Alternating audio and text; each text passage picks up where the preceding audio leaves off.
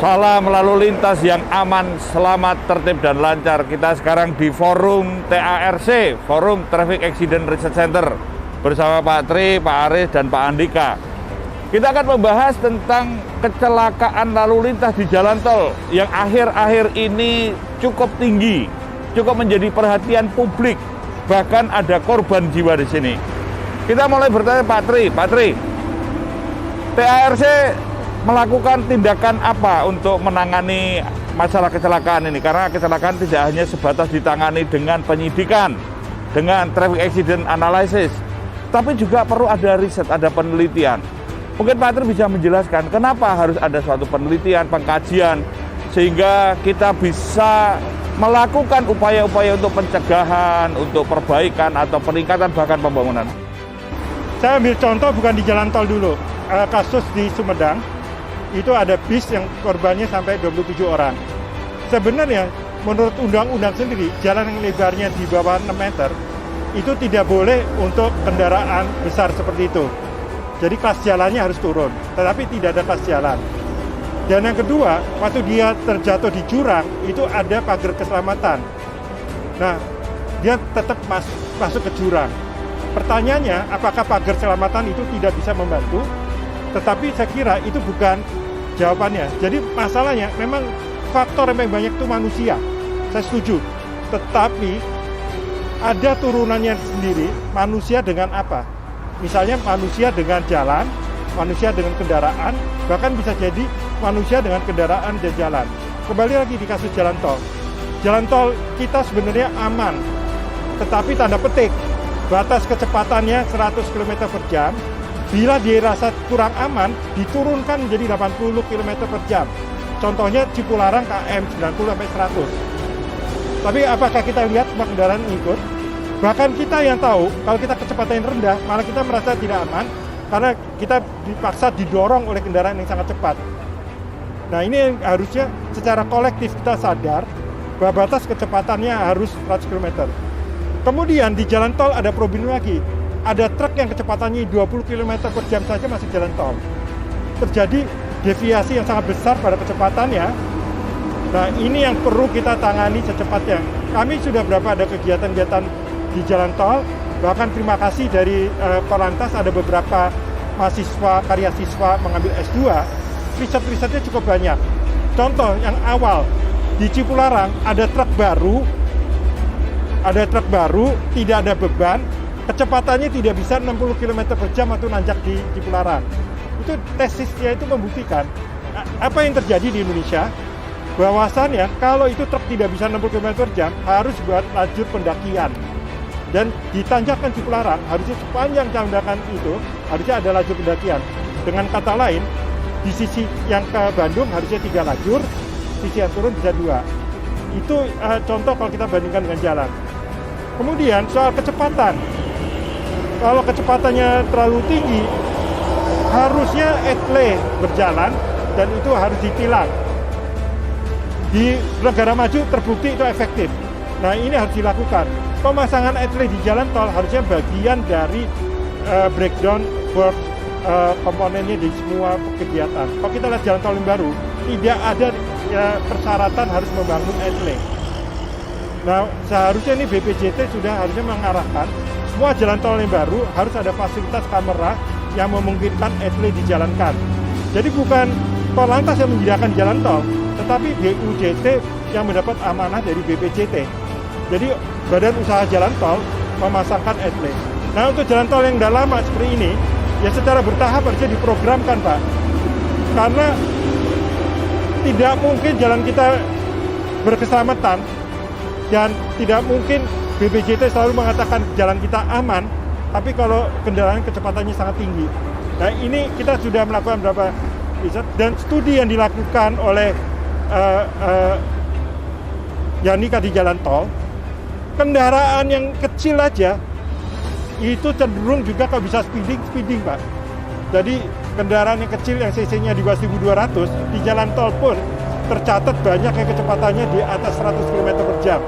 Berarti kita harus peka dan peduli terhadap masalah kecepatan ya Pak ya. Itu kita benar. audit kecepatan, Dan kita keselamatan berkendara ini bukan semata-mata kita melihat manusianya, tapi tadi ada breakdown berkaitan dengan jalan, berkaitan dengan lingkungan, berkaitan dengan kendaraan, dan lain sebagainya. Oleh sebab itu memang ada suatu kepekaan kemudian kita tanya sama Pak Aris, apa yang telah sedang dan akan dilakukan dari subdit audit ini untuk melakukan semacam kajian. Karena masalah keselamatan ini bukan sebatas pada penegakan hukum. Oke, penegakan hukum kita sudah melakukan, suatu langkah-langkah dilakukan. Tapi dari bidang keamanan dan keselamatan kita perlu memperjuangkan adanya suatu sistem-sistem atau terintegrasi antar satu pemangku kepentingan dengan pemangku kepentingan lainnya. Kita sering mensosialisasikan bagaimana cara tertib berlalu lintas. Ada siap diri, siap kendaraan, maupun siap terhadap aturan atau mematuhi aturan berlalu lintas. Nah, dari sekian tadi yang sudah dijelaskan oleh Pak Tri, salah satunya yang menjadi penyebab adalah sikap permisif masyarakat terhadap aturan itu sendiri. Ya, kita lihat dengan infrastruktur yang bagus, kecepatannya malah akhirnya dilebihi, jalan tol yang sepi, hingga sesuatu yang menjadi standar saja menjadi sesuatu yang akhirnya dapat menimbulkan fatalitas kecelakaan. Upaya-upaya inilah yang harus kita intervensi untuk mengembalikan sikap permisif masyarakat terhadap pelanggaran-pelanggaran itu sendiri. Nah, kalau berkaitan dengan kecepatan tadi Pak Aris, memang kan kadang-kadang kalau kita melihat tol, hampir semua dengan kecepatan, baik itu tidak bisa memenuhi kecepatan minimal atau melampaui batas kecepatan maksimal. Korban fatal dengan dampak kecepatan maksimal yang dilanggar. Sedangkan perlambatan hingga kemacetan dilanggar karena terjadi karena ada kecepatan minimal yang dilanggar. Jadi upaya-upaya yang dilakukan oleh Korlantas antara lain, kita bekerja sama dengan menginisiasi maupun mengupayakan kepada pihak jasa raja untuk melakukan upaya-upaya tersebut. Antara lain dengan melakukan penambahan pergerakan terhadap kendaraan-kendaraan yang memang tadi tidak mencukupi kecepatan yang memang diharuskan di dalam jalan tol. Namun terhadap kendaraan-kendaraan yang memang melebihi batas kecepatan, ada beberapa hal yang dilakukan. Antara lain yang dilakukan secara konvensional selama ini dengan memasang rambu, dengan memasang speed trap, maupun di beberapa jalan tol ada semacam flat clip, ya. Namun kita juga melakukan dengan cara yang bersifat ilmiah. Kita melakukan pemasangan beberapa alat audit kecepatan yang di sana bisa kita lihat bagaimana upaya-upaya tersebut diharapkan dapat mereduksi kecepatan yang selama ini dilanggar oleh pengendara hingga mengakibatkan terjadinya fatalitas kecelakaan itu. Ya, memang ada program audit kecepatan karena kita juga perlu melihat polanya. Orang berperilaku ini ada dampak psikologis, ada dampak kesehatan, ada dampak yang lain-lainnya juga karena kita melihat ketika jalan kosong selalu ingin menstimuli gaspol. Kita bahkan memaksakan, bangga, bahkan saya ke Semarang hanya 3,5 jam, sekian jam. Karena kecepatan-kecepatan yang dipaksakan ini kadang-kadang melampaui batas kemampuan dan kesehatan kita sehingga berdampak fatal baik pada diri kita maupun orang lain. Ini Pak Andika. Pak Andika, kalau kita melihat situasi dan kondisi seperti sekarang ini, Pak Andika melihat kejadian kecelakaan di jalan tol yang cukup menonjol. Entah itu overload, entah itu overspeed, apakah itu dia berkendara dengan tidak sesuai dengan ketentuan, atau lain sebagainya. Mungkin ini refleksi bahwa kita ini, apakah kita sadar bahwa ketika berlalu lintas di jalan tol ini suatu hal yang sangat membahayakan. Karena kita bukan hanya faktor jalannya ya. Ini Pak Andika juga nanti bisa memberikan komentar. Kenapa pada konteks seperti ini, apakah jalan tol kita sudah memenuhi persyaratan dan apa yang harus kita lakukan? Ya, jadi masalah kecepatan tadi udah disinggung oleh Pak Aris, Pak Tri. Jadi masalah utama dalam keselamatan itu adalah kecepatan itu ketika berubah sedikit dari atas batas kecepatan, atau kalau kita bilang ada kecepatan di perkotaan di 50 lewat dari angka suatu batas tertentu, itu potensi terhadap fatalitas kecelakaan itu menjadi sangat tinggi, lebih tinggi dari, dan hubungannya tidak linear dengan naiknya kecepatan, hubungannya non linear. Nah, ini yang masyarakat perlu diedukasi bahwa akibat dia mengebut demi mencapai suatu tujuan dalam waktu yang sangat singkat gitu ya, mengebut di atas batas kecepatan, ini menjadi masalah.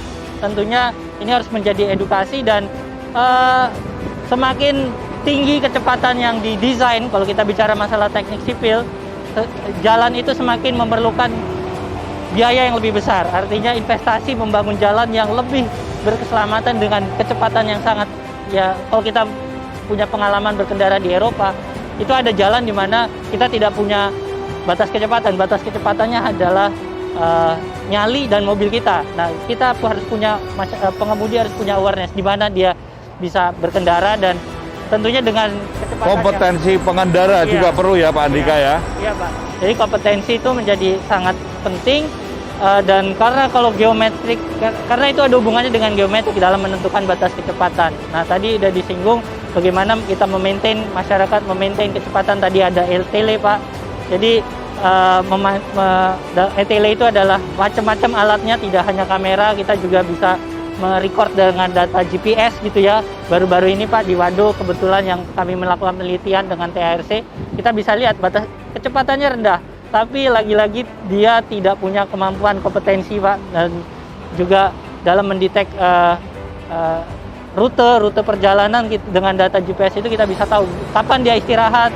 Juga dengan selain batas dengan kecepatan gitu, kompetensi si pengemudi itu juga bisa menakar kapan dia harus stop. Nah, ini yang perlu diatur Pak. Di Indonesia belum ada awareness pengemudi, misalkan tadi disinggung Jakarta Semarang bisa 4,5 jam atau berapa gitu ya. Itu menjadi tanda tanya. Artinya memang dari meter dia memang masuk akal. Artinya di jalan 100 km per jam, tapi di tengah dalam berkendara 4 jam, tentunya kita harus istirahat di setiap 2 jam, istirahat 15 menit, lalu melanjutkan perjalanannya lagi, gitu Pak. Jadi memang dan desain tadi kalau jalannya memang sudah didesain untuk berkeselamatan, tapi lagi-lagi yang perlu dicek adalah detailingnya. Jadi masalah pagar keselamatan, detailingnya, kita tahu kalau memang rigid barrier yang kita paling banyak di Indonesia ini jalan tol itu bukan fatalitas tapi lebih paling keras gitu ya kalau menghantam benturan. Jadi dibandingkan kita punya semi rigid, ada rigid barrier, tentunya risiko yang paling tinggi kalau terjadi benturan memang ada di rigid. Nah, tinggal bagaimana di geometrik ada desainnya. Nah, ini yang kita harus cross check apakah benar semua barrier yang dibangun itu sesuai standar. Detailingnya ya Pak yang jadi masalah. Saya kira itu Pak. Berarti memang kompetensi orang atau faktor pengemudi, faktor manusia ini sangat penting. Perlu kita tingkatkan kualitas keselamatan, kesadaran, kompetensinya.